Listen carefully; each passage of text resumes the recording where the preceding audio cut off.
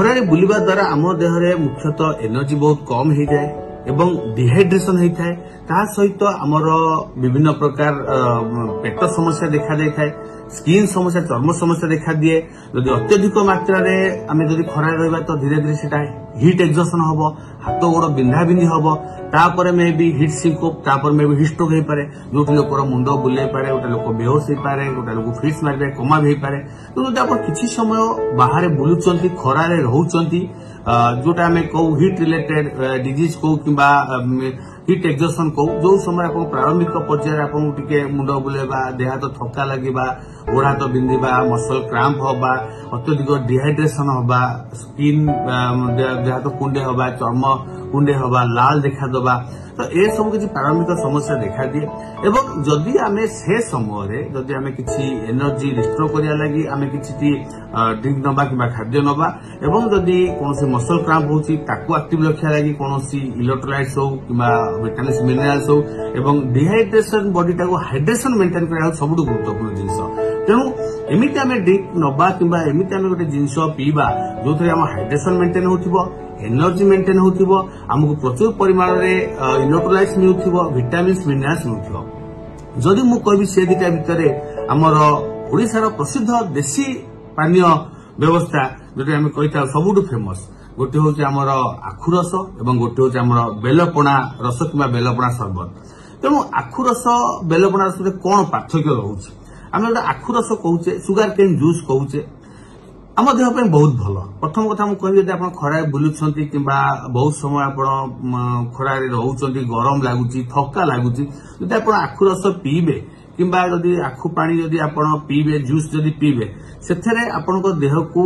Natural sugar मिलता है जोटा कि सुक्रोज आम कही सी कौन करे आपण देह ग्लुकोज मात्रा सुगार मात्रा बढ़ेबनी, नेचुरल सुगार बरং से आपण देह एनर्जी दे थाए जोटा कि आपण देहरु सुगार मात्रा कि हाइपोग्लाइसेमिया हेबा द्वारा एनर्जी कमी जाई थाए, से एनर्जी दे थाए ता काम होला एनर्जी देवा किंतु सुगार बढ़ेबनी। सेति पई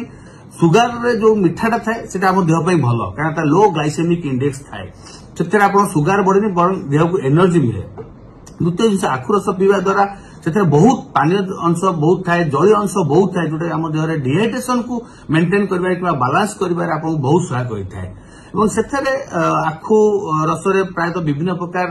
इलेक्ट्रोलाइट बहुत मात्रा था, जब आम कह पोटासियम कथा कह, कैल्सियम कथा कह, मैग्नेशियम कथा कह, आयरन कथा कह, ये सब अत्यधिक मात्रा थाए। आम देखीचु प्राय आम पाखक भी लोक आसती खराए जो मैंने बाहर बुलुंट अत्यधिक डिहाइड्रेटेड देहर पोटासियम मात्रा बहुत कमी जाए, सांगे सांगे बॉडी को पारालाइज कर दिए। से जिनस आखु रस बहुत लाभदायक, कारण आखु रस विभिन्न प्रकार इलेक्ट्रोलाइट्स पोटासियम हो, मैग्नेशियम ये सब बहुत मात्रा थाए, जोटा कि साधारणतः जो मसल क्राम्प हो, थका लगुच, गोहा बिंधा होता बहुत मात्रा से बालांस कर दे थाए।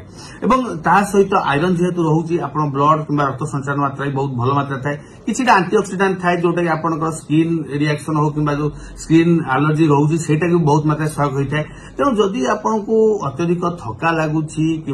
मसल क्राम्प हो, डिहाइड्रेशन जदि आप बालांस करने चाहते तो आखु रस आप सबुठु बड़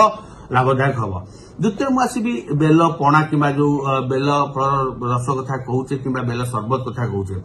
बेल गोटे आम ओडिया जातिर गोटे भल खाद्य कहले किसी भूल हेनी, से औषधीय गुण अच्छी आरंभ को शेष पर्यंत कहले सरबनी। बेल आमर साधारणतः बहुत मात्रा एंटीऑक्सीडेंट प्रॉपर्टी थाए, बहुत मात्रा flavonoids compound, vitamin C, vitamin E, vitamin A तो अन्य इलेक्ट्रोलाइट बहुत अधिक मात्रा थाए, जोटा कि आम शरीर विभिन्न प्रकार इम्यूनिटी देवा साहाय्य करता है, इम्यूनिटी बहुत मात्रा स्ट्रंग करता है, जोटा कि आम देहर इन्फेक्शन विरुद्ध में बहुत मात्रा लड़ाई करता है। एवं जो एंटीऑक्सीडेंट रोचे सी आम स्किन हो, विभिन्न प्रकार इन्फेक्शन हो ता मात्रा लड़ाई करता है। एवं सबुठ गुरुत्वपूर्ण होची बेल पणा कि बेल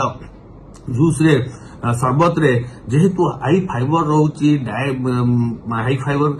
रोचे और विभिन्न प्रकार एंटीऑक्सीडेंट्स रोची, फ्लावोनॉइड्स कंपाउंड रोची, विटामिन ए,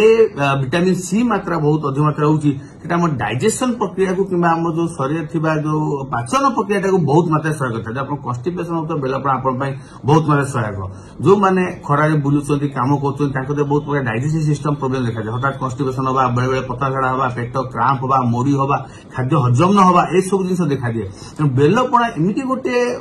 माने खाद्य कि एबिलिटी टाइप कंपाउंड थाए जहाँ मुझे कहली से आम कन्स्टिपेशन हो डायरिया हो कि पेट घोला बिंधा हो हजम होनी से सब बहुत मात्रा से साहाय्य करता है। तो जब ओभरअल मुझे कहबी दुईटी जाक जिनस आखु रस हो कि बेलपणा हो खरा दिने आम देह बहुत लाभदायक। जदि आपन को खाली किसी डिफरेन्स जदि आपन को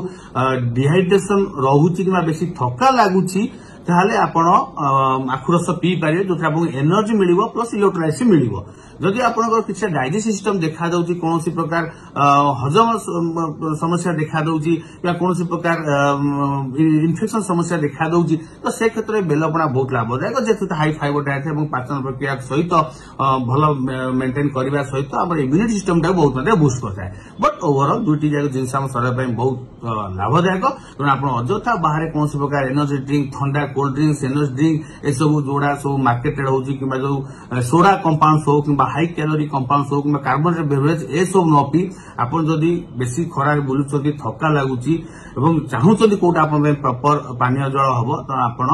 निज हाथ में तैयारी करी आखु रस हो कि बेलपणा पियंतु खरा दिने आम शरीर पर दुईटी जिनिस बहुत मात्रा लाभदायक।